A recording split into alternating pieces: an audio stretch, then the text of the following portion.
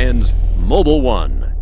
The oil on this car was due to be changed at 161,000. You can see the mileage here. It's showing about 2,000 miles past due, but it's not uncommon for this car, in my opinion, and looking underneath the hood, to have this go way past due on oil changes. When you look under the hood, cars all look the same, whether they've had good oil changes or not. For the most part, they're all pretty uniform.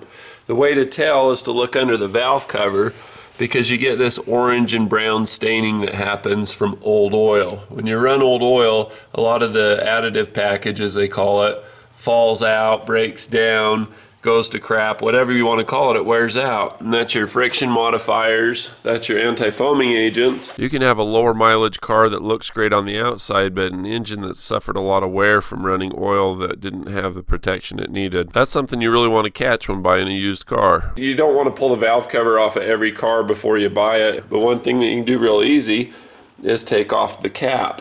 When you take off the cap, shine a flashlight in there. You can see if it's a reddish brown color. That's the same reddish brown color that you're seeing here. Now, it's not the end of the world, but what happens is you get wear in the engine. The wear can occur on these lobes right here, and it can also occur in that your lifters get full of garbage. So basically these vapors accumulate at the top. Hot air rises, it goes to the top, it gets to the valve cover and it cools back off. And then it forms this kind of, you see how there's these little flakes that are there? These will get in suspension in the oil, and these are fine enough that they'll oftentimes get sucked or pulled through on your oil pickup tube. Your oil pickup tube has a little strainer on it, but a lot of this stuff will just kind of, you can see it comes off easy. If that were to flake off and fall through, then that flake gets sucked with oil sucked through it. It would be an important thing to clarify here that when you change your oil, you typically change the filter as well. And when the oil goes overdue for being changed, the filter does too. So if you have old oil that's producing a lot of these gases, and you have old filters that are taking on a lot more cycles of material than they're supposed to, that they clog up. It's at that point when a filter gets clogged up that it goes into bypass, and at that point a lot of this crud can go through the rest of the engine. It's very important if you have an oil leak and you think you're constantly changing the oil by replacing oil that's leaked out the bottom with new oil in the top, that you also on time replace the filter, because those filters do have a point where they can't hold any more material in the paper folds and they go into bypass. It would break through, go through the rest of the engine.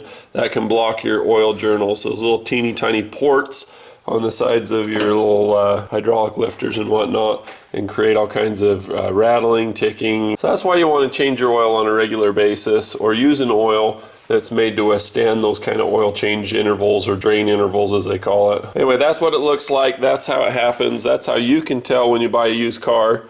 Look at the oil cap on this. Even that's just a little covered in stuff, aside from the fact that there's a huge chunk of it missing. Now, some people look at the oil dipstick tube, and that works most of the time. In this case, if you look below the O-ring here, you can see that this is heavily discolored, and so you can go by that, but this is really high quality steel, and it doesn't really showing any of that stuff on it. On a dipstick tube that has been contaminated, you'll see it mostly at the top up here. Sometimes the whole thing will be discolored, but it really just depends. Like on a Chrysler one, those are really easy to read. On a Japanese car like this that has a higher quality steel, it's going to be a lot harder to tell. I hope you found this video useful. If you did, be sure to click like. That'll help other people to find it. If you have anything that you'd like to add, be sure to leave a comment below. Bonus footage at the end.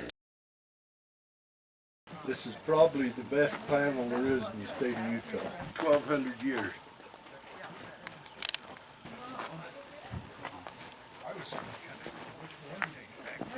Looks like there's a bunch that are still buried. Yeah, you probably dig down another 5 feet and find them down below. It does, doesn't it? Yeah. And if you just keep looking at it, you can see them one on top of another.